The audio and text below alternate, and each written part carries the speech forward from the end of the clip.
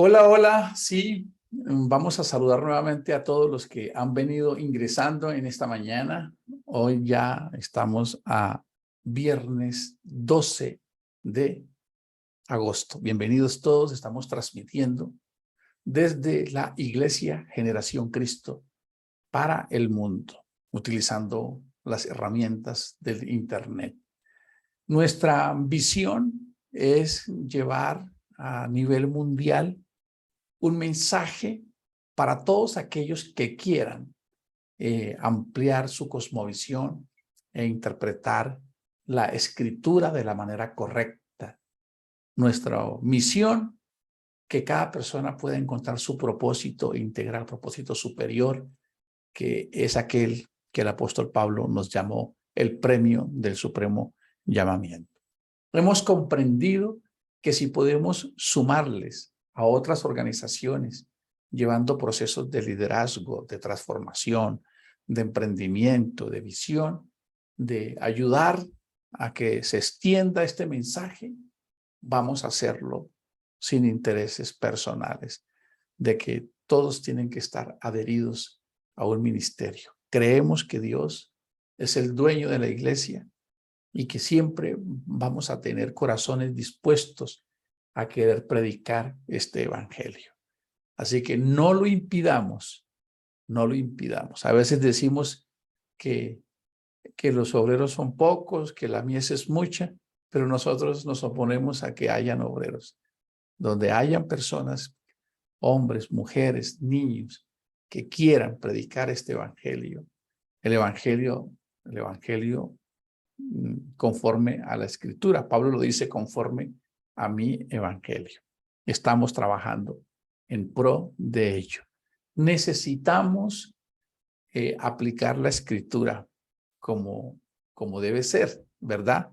Y no simplemente leyendo fragmentos o textos bíblicos aislados para obtener una respuesta que yo quiero tener.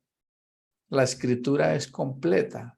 Ustedes recuerdan que el Señor Jesús fue muy claro cuando se lo dijo a sus discípulos allá en Lucas 24, cuando no entendían todavía el mensaje. Dice que Jesús, el maestro, tuvo que abrirles el entendimiento para que pudiesen comprender las escrituras. A veces no las entendemos de primera vez, más porque no es, como dice Corintios, Pablo a los Corintios, que se necesita esa asistencia de Dios para poder entender esta palabra. Así que necesitamos a veces entender cómo podemos interpretar la escritura, cómo podemos entender la escritura. Recuerde que hubo alguien que dijo, le preguntó, ¿entiendes lo que lees? Y él dijo, nadie me ha explicado, no lo entiendo. Por eso Dios da talentos, da ministerios, algunos predican, algunos enseñan, algunos son maestros, algunos presiden, algunos sirven, todos en aras de que podamos tener una interpretación adecuada de la palabra del Señor. Bueno, voy a irme al tema de hoy, que está en Proverbios 3. Es un libro maravilloso. Estaba procurando darle el nombre al tema de hoy, un poco desafiante, y dice, si riñes con alguien, esa persona te controla. Escuchen el tema. Si te disgustas con alguien, eres el siervo de esa persona. Así es. Es que tú siempre me haces poner de mal genio. Escuchen esa expresión. ¿Creen ustedes que es válida? ¿Creen ustedes que tiene sentido? Es que si, tú eres el que me hace disgustar. Tú eres el que me dice y yo por eso me pongo así.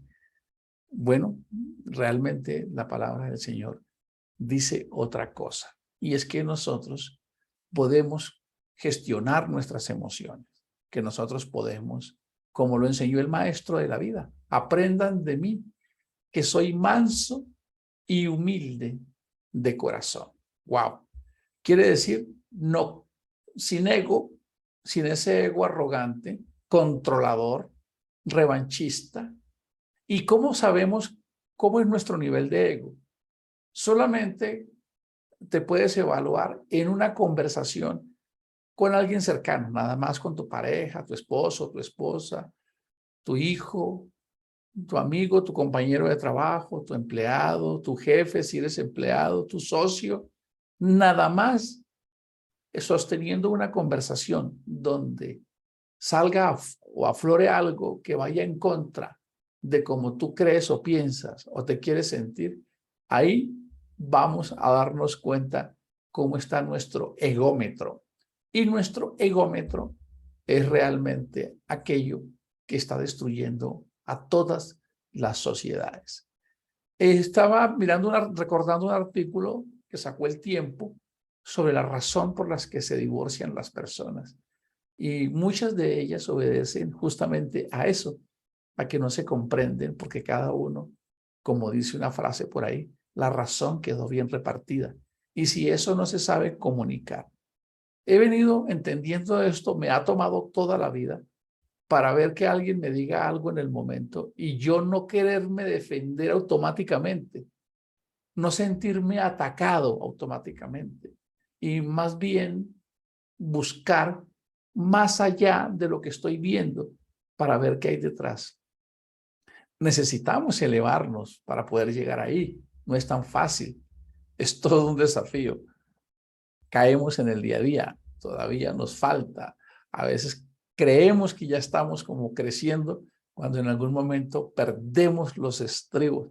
Volvemos nuevamente a caer en el dominio de nuestras emociones. Alguien lo dijo que si un ser humano no puede causar una revolución dentro de su ser interior, de organizar su ser interior, ¿cómo podrá aspirar a transmutar su entorno, a afectar su entorno? Hoy vamos a leer el versículo, ya les voy a decir, dice, no tengas pleito con nadie sin razón, si no te han hecho agravio. Escuchen esto. No tengas pleito con nadie sin razón, si no te han hecho agravio. Creo que también hay un proverbio que dice que el que se mete en pelea de perros sale mordido. Trabajé hace un tiempo con una persona y él me enseñó una frase muy buena y es, siempre que peleamos, así ganemos, siempre, así ganemos, mínimo nos vamos con un ojo morado. Es decir, siempre vamos a salir aporreados. ¿Qué quiere decir esto? Que hay mucha sabiduría en este proverbio. Es decir, ¿para qué entro en riñas? ¿Para qué? ¿Cómo me disgusto? ¿Porque interpreto mal lo que alguien? ¿Por qué hay una riña? No tenga pleitos con nadie, sin razón, si no te han hecho agravio. ¿Por qué razón me disgusto con alguien? ¿Por qué razón peleo con alguien? ¿Por qué razón me distancio de alguien? Wow, este proverbio, si ustedes recordamos el de ayer, nos enseñaba a convivir, ¿verdad? Nos enseña a convivir, nos enseña a pensar en el prójimo, en agachar la mirada y decir, Dios, le fallé a mi hermano, a mi hermana, fui injusto, cometí este error. Y esa palabra nos lleva a reconocerlo y nos dice, no, no maquines nada. Escuchen esa expresión que vimos ayer. No maquines nada que violente los derechos de esa persona con la que tú compartes en el día a día, con la que trabajas, vives, esposo, hijo, familiar, compañero de trabajo, de viaje, vecino, de la iglesia. Es tremendo lo que Salomón nos está enseñando en esa norma de convivencia. Y aquí nos está diciendo, ¿para qué entras en pleito? Se necesitan dos para pelear, ¿verdad? Se necesitan dos para poder que se dé una pelea, que haya una disputa.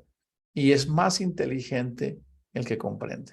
Ustedes recuerdan que en el monte de las bienaventuranzas, el Señor Jesús nos dejó un postulado que a todos nos gusta. ¿Quién no se sabe? O al menos recuerda el título, porque también decir que se la recuerden todos, no creo, porque siempre son larguitas.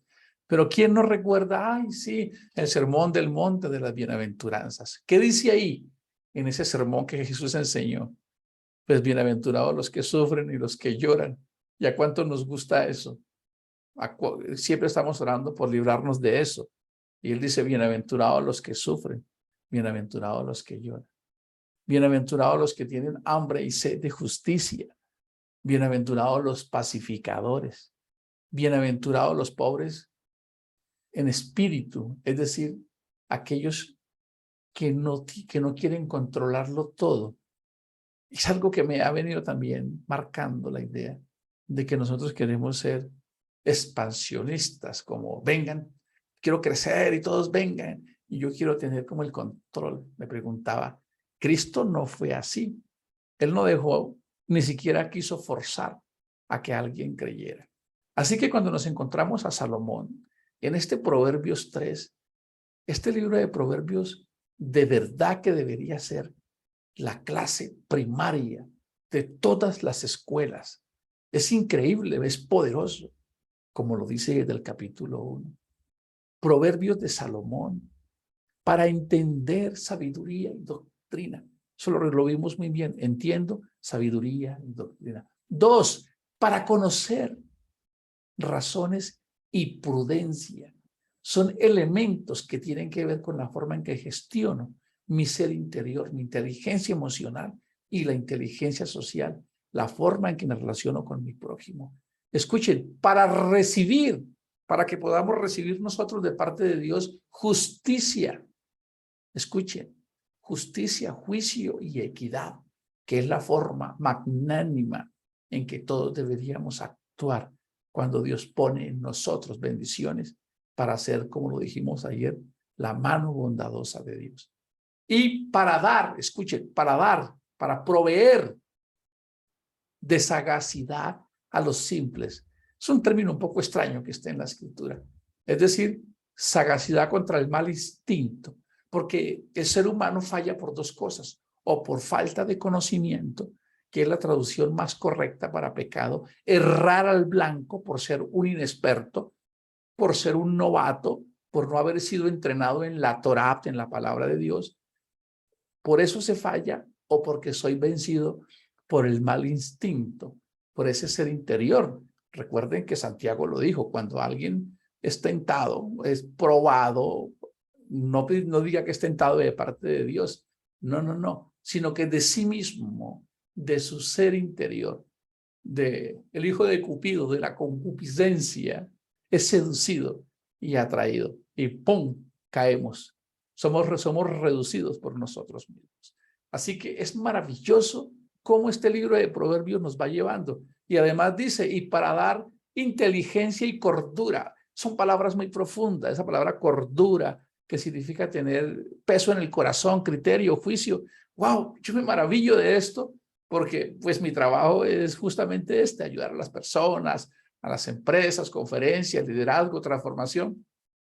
Pero este manual es muy completo, muy poderoso, muy profundo. Habla del alma, del corazón, del transformar una nación. Y aquí estamos viendo no entres en pleito con nadie. ¿Cuál es el afán de entrar en pleito? Y cuando nos vamos a las cartas del apóstol Pablo, las cartas de Juan, él dice, incluso perdonen a sus hermanos, perdónenlos, tolérenlos, sopórtense unos a otros. Estaba escrito en Proverbios, pero en la generación de la iglesia, donde el mensaje de Cristo se centra. Es maravilloso. No entres en conflicto con nadie. Trabaja más en ti. Apliquemos esa expresión del rey David y es examíname, oh Dios, y ayúdame a entender por qué soy tan irritable, por qué soy tan impaciente, tan quisquilloso, tan intolerable. ¿Por qué soy así?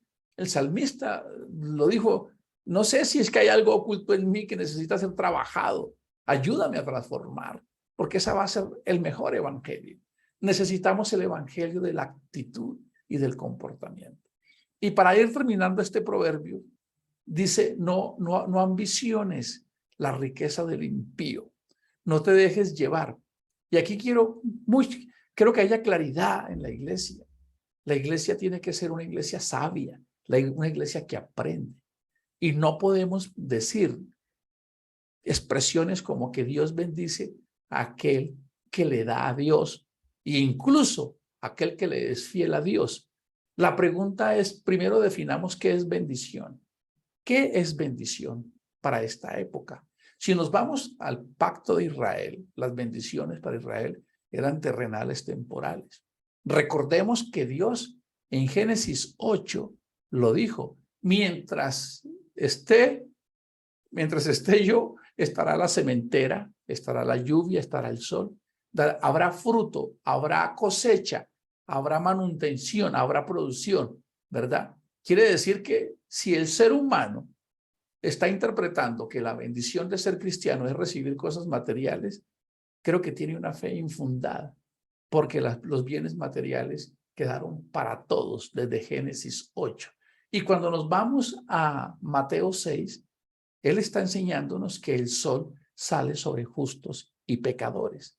Entonces, debemos ser sabios como iglesia para interpretar que el hecho de que seamos sus hijos y que seamos cristianos no nos asegura que nosotros vamos a tener resueltas todas las cosas materiales, que no van a suceder esas fantasías, esa magia, que nos pasen cosas.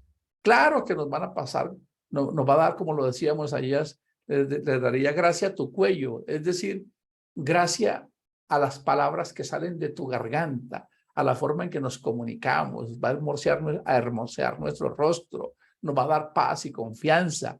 Sucederán milagros, todos los días suceden milagros que no lo sabemos, como estar vivos, como hay personas, de palabras de Albert Einstein, hay personas que quieren encontrar en todo un milagro, pero hay algunos que vemos milagros en todo. Yo veo milagros en todo. Poder ver mis manos así, es decir, que tengo más de 100.000 millones de neuronas en complicidad trabajando para que yo pueda estar vivo, idealizar, genializar y hacer cosas.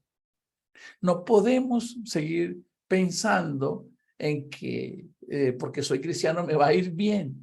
Entonces alguien preguntó, tan extraño, pero entonces, ¿por qué los cristianos no son los presidentes? ¿Por qué los cristianos no son los presidentes del grupo Éxito?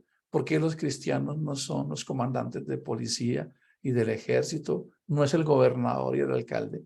Entonces nos damos cuenta que hay una expresión que no está siendo aterrizada. Y el escritor dice, no ambiciones la riqueza del impío, porque por principio ahí lo que hay es ruina y hay destrucción. Ustedes lo recuerdan que hay un salmo, el salmista Asaf casi se pierde por esto, el Salmo 63. Él dice, ciertamente es bueno Dios para con Israel, para con los limpios de corazón. Bueno, recordemos Efesios 1, para que entendamos cuál es la bendición. Como dice el versículo, el texto bíblico, bendito el Dios y Padre, nuestro Señor Jesucristo, que nos bendijo con toda bendición espiritual en los lugares celestiales en Cristo Jesús. Es muy importante establecer eso. Si no, vamos a estar en una especie de interpretación judaica. ¿Qué fue lo que pidieron los discípulos? Los discípulos querían un reino. Esa expresión, mentalidad de reino, puede estar siendo mal interpretada. ¿Por qué? Porque cuando hablamos de mentalidad de reino mesiánico, los discípulos también en su primera etapa querían el reino mesiánico. Lo recuerdan en Hechos 1, cuando Jesús está a puertas de irse de la ascensión, que está a punto de irse. Ellos están desesperados y angustiados porque dejaron sus oficios.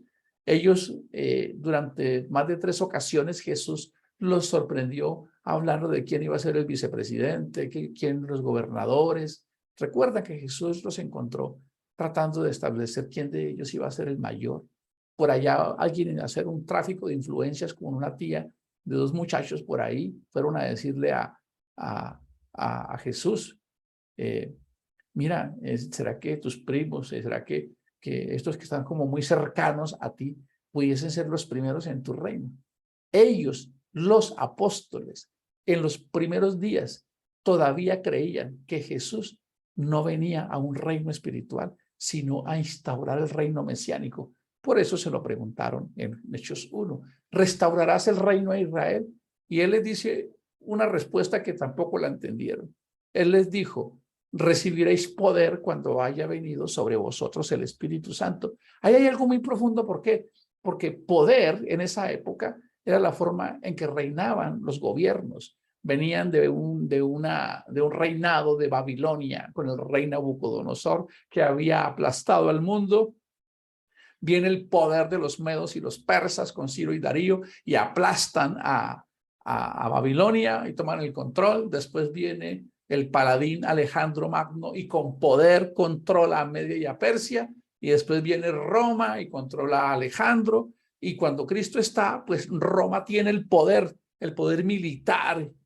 Y él les dice algo similar y les dice, recibiréis otro poder. No este de acá. Ustedes no encuentran a Jesús orando que César se vuelva buena gente, que se convierta, que ya no cobre impuestos, que nos quite la opresión. Ustedes no encuentran al Señor Jesús nunca orando sobre eso. Así que él dice, no, ustedes no han entendido. Ustedes van a recibir otro poder, un poder sobrenatural, espiritual, que es la embajada del reino de los cielos. Entonces, el hecho de que eso no lo tengamos claro hace que la iglesia, un miembro, un cristiano en una iglesia, tiene que levantarse hoy, como todos, como en el África, la gacela y el león, a correr, todos a correr. Si corre más rápido la gacela, pues el león ese día se fue de ayuno. Cristiano, consagrado o no, cristiano o no cristiano, musulmán, árabe, hoy debe estar regido, está regido por las leyes de la productividad y debemos esforzarnos. Por eso estamos inspirando a que los hijos de Dios seamos disciplinados como Josué y Caleb, varones esforzados, entregados, con foco, entendiendo las cosas, porque si no vamos a estar en una fe infundada. Nos van a pasar cosas en esta vida por tres aspectos, que esto ya lo hemos repetido varias veces. Uno, porque tomo malas decisiones y esas decisiones me van a traer pues causa y efecto. Las decisiones, buenas o malas, las que tome, van a traer consecuencias y a veces no las entendemos, pero van a pasar. Por las omisiones. Omisiones es, no le enseñaste a tus hijos la disciplina, no le enseñaste a conquistar el mundo, su mundo, que era su cuartito de niño, tender la cama, colocar los zapaticos en orden, lavar el platito, sacar la basura. No, yo le hago todo. Como omitimos eso, no pusimos reglas, como omitimos no acordar entre esposo y esposo, no pelear en público delante de él, no desautorizarnos delante de él, como omitimos eso, pues hoy a los 12, 15 o 18 años tenemos una consecuencia. Y las otras cosas que nos pueden pasar es por el infortunio. Ya les he contado esta historia de unas jovencitas que iban para la iglesia un domingo, todas consagraditas, con sus bolsitos, los himnarios. Estaban en una esquina y venía un borracho conduciendo un auto y se volcó y las arrolló, se las llevó por delante. Entonces el cristianismo debe aprender a interpretar que aún vivimos en un mundo físico, que vivimos en un mundo que puede o no puede sucedernos el bien o el mal, que Salomón lo dijo. Habrá tiempo de reír, tiempo de llorar, tiempo de perder, tiempo de ganar, tiempo de estar aliviado, tiempo de estar enfermo. Y eso es parte de lo que debemos entender. Lo que sí debemos hacer es que la iglesia se debe comportar a la altura para que nosotros dejemos de ser la carga del entorno y sí poder ser la bendición de los demás. Porque este proverbio lo dice, este hombre se perdió y a veces creemos que es que a los hijos de Dios entonces les van a ir mejor en las cosas materiales. Hagan solo un análisis de cómo fue el pueblo de Israel y ustedes se encuentran a un Israel con una nación más grande que era Egipto. Parece que fuesen más grandes los más poderosos y más afortunados entonces los que no andan con Dios. Siria captura a Israel otra vez, es decir, los que no están con Dios capturando a Israel. Babilonia capturando a Israel. Y en esta época, como lo mencioné ahora, ¿dónde están los cristianos? Que son los presidentes de países, de empresas, de instituciones, de organizaciones. ¿En dónde están? Entonces, ¿por qué le estamos diciendo a las personas que si buscamos a Dios, Él nos va a bendecir? Sí, Él nos dio una gran bendición. ¿Sabe cuál es? Paz y gozo en el corazón, una paz que nada nos puede quitar, un gozo inefable, algo extraordinario y una esperanza gloriosa en una ciudad indestructible cuyo arquitecto y constructor es Dios. Pero sí nos dice, Este hombre se perdió. El salmista Asaf es lo que dice: ciertamente es bueno Dios para con Israel, para con los limpios de corazón. En cuanto a mí, casi se deslizan mis pies en este diálogo de análisis, porque le va a mejorar a los que no son cristianos o a los que sí son cristianos. Dios no quiere a los que no son cristianos, o si los quiere, o Dios los ama, o Dios nos ama a todos. ¿Están los malos en un lado o todos estamos contenidos en Dios? Debemos ir más allá, más profundo. Él dice: en cuanto a mí, por poco resbalaron mis pasos, porque tuve envidia de los arrogantes, viendo la prosperidad de los impíos, porque no tienen congojas por su muerte, pues su vigor está entero. No pasan trabajos como los otros mortales, ni son azotados como los demás hombres. Por tanto, la soberbia los corona, se cubren de vestido de violencia, los ojos les saltan de gordura, logran con creces los antojos del corazón. Se mofan y hablan con maldad de hacer violencia, hablan con altanería, ponen su boca contra el cielo y su lengua pasea la tierra. ¿Qué quiere decir esto? Esto es maravilloso. Hoy nosotros todos, como la gacela y el león, debemos correr. Debemos hacer que las cosas sucedan. Debemos orar y de una vez levantarnos a actuar, a pensar. ¿Cómo vamos a salir adelante? ¿Cómo vamos a cosechar? Recuerden todas las historias. Abraham, Isaac, Jacob vivieron momentos de escasez, de hambruna, de procesos. Sí tenemos una seguridad extraordinaria, y es que en el tiempo, en la presencia de Dios, ya estamos en su dimensión, sentados en los lugares celestiales. Pero como iglesia debemos dejar atrás todas esas tradiciones religiosas del miedo, de que somos los pobres. Es que es para los pobres. ¿Cuáles pobres? Abraham era riquísimo. Entonces, porque alguien le dijo: como prospera tu alma. No, que es que Dios escogió a los iletrados, a los más vaciados, para que llevaran este mensaje. Ese fue un caso localizado para la iglesia de Corinto. ¿Por qué? Porque Pablo tenía que motivarlos. Sí, está bien, ustedes no son los más estudiosos, y aquí están los griegos que piden sabiduría y los judíos que piden señales. Pero lean muy bien Hechos 17 y ustedes se van a dar cuenta que creían personas nobles. Los de Berea eran más nobles, creían mujeres que eran nobles. Cuando miramos aquella ciudad de Tiatira, aquella empresaria de la púrpura, iglesia, necesitamos saber interpretar la escritura y aprovechar este arsenal de talento y de oportunidades que Dios nos dio. Como lo dijo Pablo: yo sé hacer tiendas, yo sé hacer cosas. He llegado a lugares donde he visto tanta necesidad que yo mismo me he querido esforzar por ser la bendición de ellos. Con este punto estamos concluyendo el capítulo 3 de Proverbios. ¿Por qué? Porque nos está diciendo: no ambiciones la prosperidad del impío, pero tú la puedes construir. Estamos en un mundo rico y hemos visto hermanos que prosperan, otros no. Estamos en esa. ¿Qué debemos hacer? Procurar para que haya bienestar en la comunidad y en la iglesia. Lo que sí dice la Escritura es que en la casa del impío siempre podrá haber infortunio. No solamente en las consecuencias. Vemos cómo los jóvenes mueren en las calles abaleados, mueren por sobredosis de drogas, mueren por enfermedades de transmisión sexual. Hay una consecuencia letal, física, que viene la maldición. Es como algo que ya está como un principio, que vemos a los jóvenes morir tempranamente, jovencitas perdidas en drogas, embarazadas en una fiesta donde pasaron muchas cosas. Hay un manto, por principio, que quien vive de esa forma cosecha eso, pero quien vive de otra manera, vive de una manera con estos reglamentos, con esta sabiduría, con esta prudencia, cosechará buenos días. Pero más importante aún, es aquella eternidad donde nos encontraremos con Dios. Nos vemos mañana en el siguiente episodio. Bendiciones para todos.